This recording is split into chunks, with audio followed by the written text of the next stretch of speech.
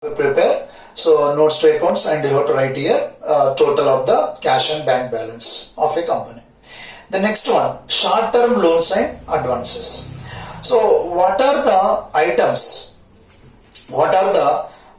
are included under short term loans and advances? So short term loans and advances, such as advances receivable in cash, so that item will be included in the short term loans and advances. The next thing is other current assets.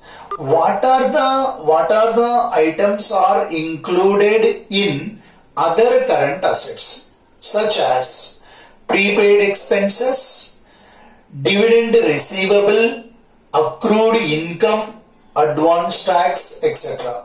So these items are included in other current assets.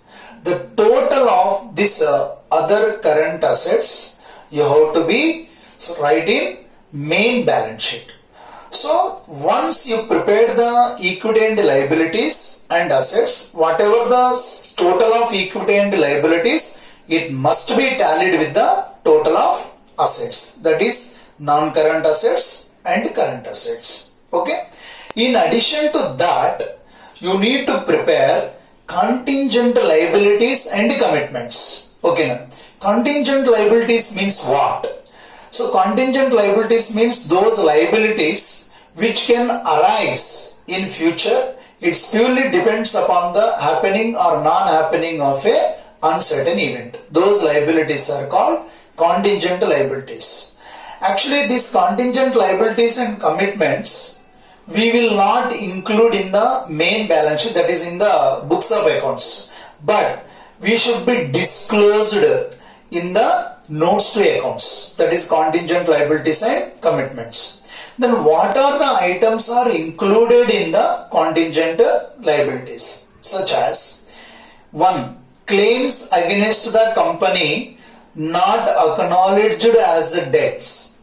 Second, bills discounted but not matured. Third one, so provident fund for current year, very important, for current year. So the next one, guarantees given by the company. So these items are included in the contingent liabilities. The next, commitments. What is mean by commitments? Commitments is a future liability for capital expenditure in respect of which contracts have been made. So in the three aspects, that is contracts remaining to be executed, uncalled liability on partly paid up shares, arrears of dividend on cumulative preference shares. So these items are included in the commitments. So this is the entire format of the balance sheet of a company, and what are the main headings and subheadings. So you need to be thorough with the format. So if you know this format, in entire chapter, that is finance statement of companies, entire chapter, that is all problems you can easily solve. Okay, provided if you know the format very well. Okay. So this is the main format. Okay, just once again it's a quick revision. So that is once again I am explaining, it's like a quick revision. So this is the main balance sheet, that is so as per Companies Act 2013, Schedule 3 provided the preparation of financial statements of companies. So in that, part 1 is relating to balance sheet, part 2 is relating to statement of P&L.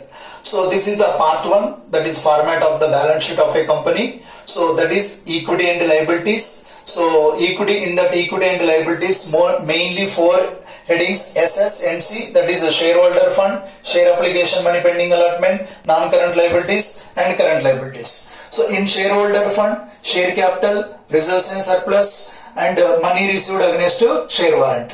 Then share application, money pending allotment, then non-current liabilities, four elements. That is subheadings are four. That is long-term borrowing, so deferred tax liability and other long-term liabilities, long-term provisions. Then current liabilities, again four items, that is short-term borrowings, trade payables and other current liabilities, that is short-term provisions. This is the equity and liabilities. The next one is assets. Assets are non-current assets and current assets. In the non-current assets, so first one is fixed assets. In the fixed assets also tangible assets, intangible assets, capital work in progress and intangible assets under development.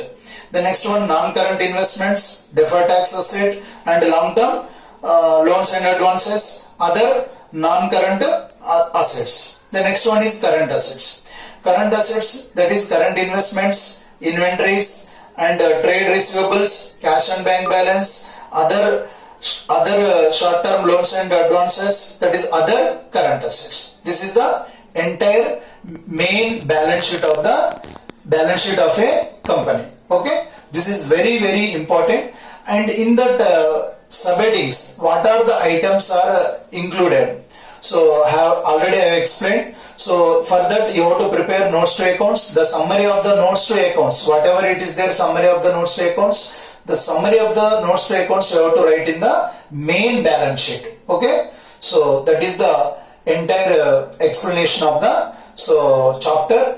And if you know this format, okay, whatever the assignment problems have given, okay, easily you can solve all the assignment problems. Okay, so you need not refer any other YouTube links. So this video is enough. Okay, thank you, wish you all the best. Okay.